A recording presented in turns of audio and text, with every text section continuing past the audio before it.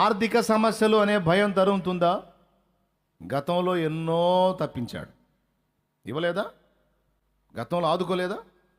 మరి అప్పుడేమో డబ్బులు ఉన్నాడని ఇప్పుడేమో పాపం ఆయన అప్పుల పాలయ్యాడా? దేవుడేమన్నా కాదుగా, ఎప్పటికీ శ్రీమంతుడేగా. మరేంది అప్పుడేదో కాస్త ఉన్నాయిలే కానీ ఇప్పుడు పాపం అప్పులు అయిపోండిలా, దేవుడు కూడా యాడిత్తలే అని అంటావా? నీలాంటి వాళ్ళ కోట్ల కోట్ల కోట్ల మందికి ఇచ్చిందో కూడా తరగనంత సంపన్నుడు, శ్రీమంతుడు ఆయన. రోగ భయమా?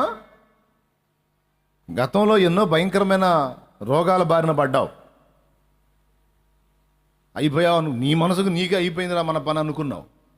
మరి మీకున్నాయో లేవో అనుభవం నాకు తెలియదు, కానీ నాకైతే చాలా ఉన్నాయి. చాలాసార్లు అడ్డం పడ్డా, ఇక నన్ను ఎత్తండ్రు అని. అయిపోయిందిరా నా పని అనుకున్న ఘట్టాలు ఉన్నాయి నాకు.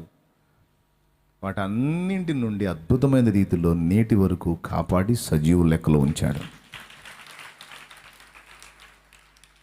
రోగ భయం అయితే ఎన్నో ఘట్టాల్లో కాపాడుకున్న దేవుడు ఇప్పుడు కూడా కాపాడటానికి సమర్థుడు. అంటే అండి అప్పుడంటే కొంచెం ఆయన అప్పుడు వేరులేండి, ఇప్పుడు కొద్దిగా మారుండ్లా, పరిస్థితులు మారుండ్లా అంటావా దేవుడి గురించి? అనే దమ్ముందా నీకు? లేదు కదా. అప్పుడు ఇప్పుడు ఎప్పుడు ఇది మళ్ళీ ఒక పాట, నిన్న నేడు నిరంతరం,